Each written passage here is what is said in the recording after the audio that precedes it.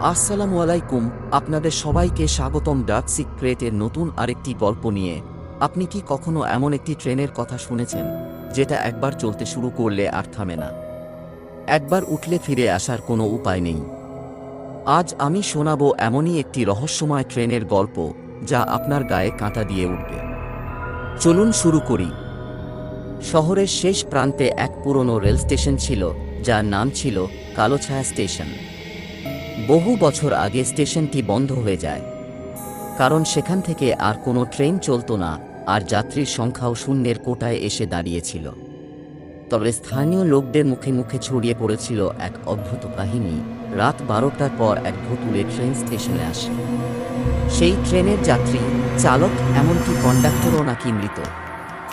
এই গল্প নিয়ে শহরের মানুষজনের মধ্যে চিরকালই এক ভয় আর রহস্যের বাতাবরণ ছিল।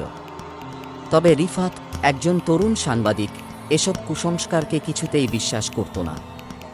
বরং তার মনে হচ্ছিল এ গল্পের আড়ালে কোনো চমকপ্রদ সত্যি লুকিয়ে আছে। সত্য উদ্ঘাটনের অদম্য ইচ্ছায় সে একদিন সিদ্ধান্ত নিল রাতের কালোছায়া স্টেশনে গিয়ে নিজে চোখে দেখবে। রিফাত তার বন্ধু তুহিনকেও নিয়ে গেল। তুহিন সাহসী হলেও এমন ভৌতিক জায়গায় যেতে খুব একটা স্বস্তি বোধ করছিল না। তবে বন্ধু হিসেবে সে রিফাতের সঙ্গে যাওয়ার প্রস্তাব ফেলতে পারল না। দুজন মিলে ক্যামেরা, টর্চলাইট এবং কিছু খাবার নিয়ে এক শীতল রাতের অন্ধকারে রওনা দিল কালোছায়া স্টেশনের উদ্দেশ্যে। স্টেশনে পৌঁছানোর পর তারা চারপাশ দেখে রীতিমতো অবাক হয়ে গেল। সত্যি, জায়গাটি যেন সময়ের গভীর গহ্বরে হারিয়ে গেছে। প্ল্যাটফর্মের মেঝেতে ভাঙা ইট আর শ্যাওলার স্তূপ জমেছিল। স্টেশনের ভাঙা সাইনবোর্ড ঝুলছিল একপাশে।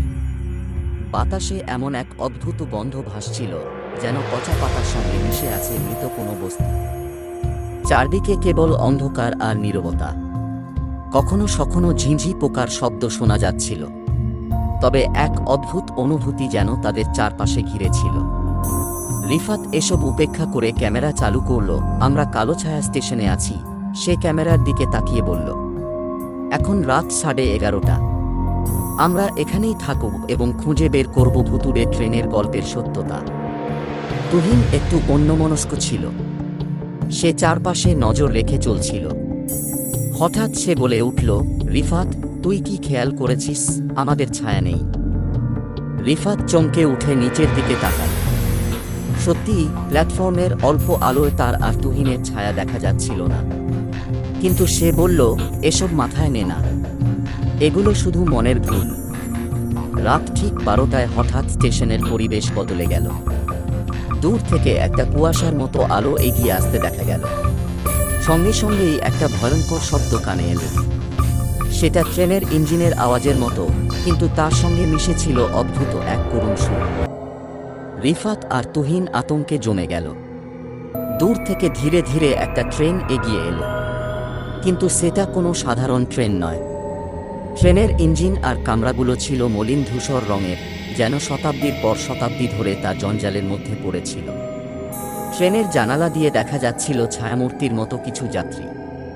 ট্রেনটা স্টেশনে থামল। দরজা খুলে গেল, কিন্তু ভেতরে কোনো শব্দ বা প্রাণের স্পন্দন নেই। কেবল ঠান্ডা বাতাস বেরিয়ে এলো। রিফাত সাহস করে ট্রেনের দরজার কাছে গিয়ে দাঁড়াল। তুহিন তাকে টেনে ধরে বলল, পাগল হয়েছিস, ভেতরে যাবি না। কিন্তু রিফাত কর্ণপাত করল না। সে বলল, আমাদের সত্যিটা খুঁজে বের করতে হবে। রিফাত ট্রেনের ভেতরে ঢুকতেই দরজা সঙ্গে সঙ্গে বন্ধ হয়ে গেল। তুহিন বাইরে থেকে চিৎকার করছিল, কিন্তু রিফাত তাকে আর শুনতে পাচ্ছিল না। ট্রেন চলতে শুরু করল। ভেতরে চারপাশে তাকিয়ে রিফাত দেখতে পেল প্রতিটি সিটে বসে আছে অদ্ভুত কিছু যাত্রী। তাদের মুখ পুরোপুরি শূন্য, যেন সেখানে কিছুই নেই। তারা সবাই একসঙ্গে রিফাতের দিকে তাকিয়েছিল।